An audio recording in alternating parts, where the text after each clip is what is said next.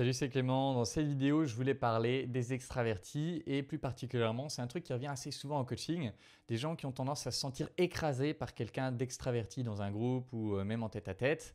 Et forcément, c'est plutôt des introvertis qui vont vivre ça, ce sentiment d'être un peu écrasé par l'autre. Mais là, je veux parler plus particulièrement des extravertis, c'est-à-dire des gens qui vraiment ont tendance à prendre beaucoup de place dans une conversation. Je veux parler de pourquoi ces gens-là semblent tant supérieurs et donc pourquoi on peut aussi se sentir écrasé. Mais aussi, je voudrais vous parler de 2 étapes pour inverser la tendance, 2 étapes pour ne pas justement se sentir écrasé dans ces conversations et pour se sentir à l'aise avec des gens qui sont hyper extravertis. Mais d'abord, pourquoi ? Pourquoi est-ce qu'ils ont l'air tant supérieurs aux autres, les gens qui sont très extravertis, qui prennent beaucoup de place ? Eh bien, c'est notamment un chercheur qui s'appelle Michael Argyle qui a étudié ça. Et ce qu'il a pu déterrer, entre guillemets, c'est que les gens qui prennent beaucoup de place dans une conversation, c'est-à-dire qui parlent fort, qui gesticulent beaucoup, qui dirigent les sujets de conversation, qui parlent plus longtemps, qui coupent la parole, etc., qui prennent globalement beaucoup de place dans une conversation, tout ça, c'est des signaux de dominance.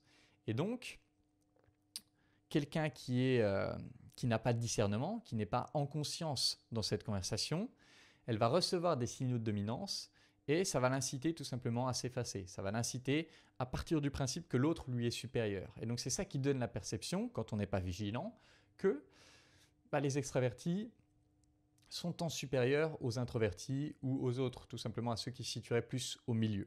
Maintenant, comment faire pour inverser la tendance ? Comment faire pour ne pas se sentir écrasé ? Eh bien, comme je l'ai dit, ces signaux de dominance, ils vont principalement avoir un effet quand on n'a pas conscience qu'ils sont présents.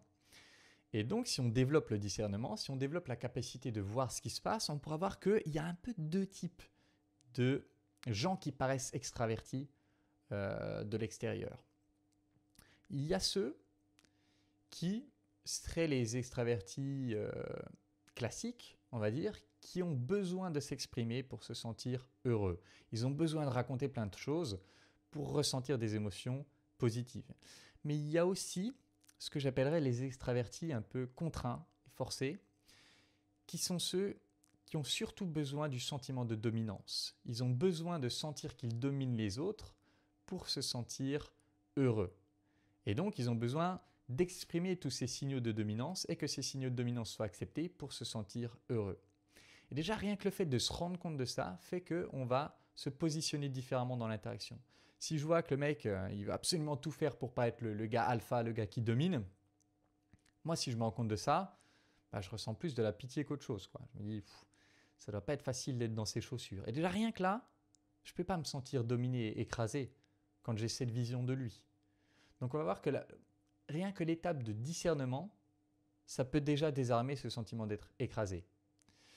Mais on va passer à la 2e étape. Quoi faire maintenant qu'on a vu dans quelle catégorie globale l'extraverti en question se trouve ? Si l'extraverti en question fait partie de la catégorie de ceux qui ont besoin de s'exprimer pour se sentir bien, alors tout simplement, je peux profiter du spectacle. J'ai plusieurs potes comme ça et moi j'adore être avec eux parce qu'ils ont toujours plein de trucs à raconter. Et du coup, plutôt que de se sentir écrasé, eh bien, moi, d'une part, je m'assois, je profite du spectacle et je pose les questions qui m'intéressent. Et eux, ça leur donne l'occasion de s'exprimer encore plus et donc ils se sentent encore mieux, ils se sentent appréciés, ils se sentent valorisés et donc ils m'apprécient encore plus. Et donc tous les deux, on ressort de cette conversation, moi en ayant appris plein de trucs et en ayant passé un bon moment chill, et eux en s'étant sentis valorisés et appréciés dans leur particularité. Et en plus, en ayant senti que je leur ai donné la place de s'exprimer pleinement et de se charger au final en émotions positives. Et donc, c'est des gens avec qui j'ai des relations très agréables pour moi. C'est vraiment hyper agréable, moi en tant que plutôt introverti, même si je suis plutôt au milieu et je suis capable d'osciller entre les deux, mais j'adore être avec ces gens-là pour cette raison-là. Et du coup, je ne me sens pas du tout écrasé par eux. Au contraire, je me sens nourri par eux. Et ça, c'est vraiment hyper appréciable. Maintenant, si on passe au type d'extravertis qui, eux, le font pour le besoin de dominance, là, dans un premier temps, je dirais, est-ce que vraiment vous voulez être pote avec des gens comme ça ? Est-ce que vraiment vous voulez être proche de gens comme ça ?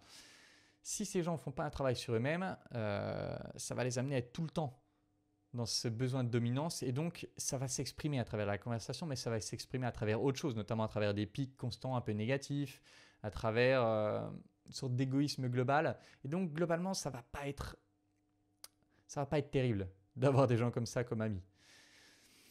Donc, ma première réaction, ce serait de dire, si je me rends compte qu'il est comme ça, déjà, je ne traîne pas avec lui. Mais admettons que j'ai envie de poursuivre cette discussion, ou admettons le cas où je discute avec une fille, il y a ce gars qui vient envahir la conversation et tout ça.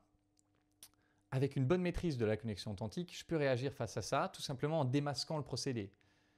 C'est-à-dire, alors je vais improviser un truc, mais ce serait, si moi je me mets dans cette position-là, que le gars vient et que je sens qu'il a vraiment besoin de montrer sa dominance, je lui dirais, respire, tranquille.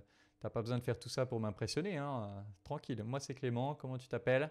Et hop, je reprends le contrôle directement de la conversation. Et forcément, si je me rends compte qu'il est comme ça, j'aurais pas envie de continuer à discuter avec lui et je lui dirais assez rapidement, bon, si ça te dérange pas, je suis en train de discuter avec Julie là et voilà, on voulait parler un peu de choses perso, donc si ça te dérange pas, ce serait cool que tu nous laisses tous les deux. Hop, terminé.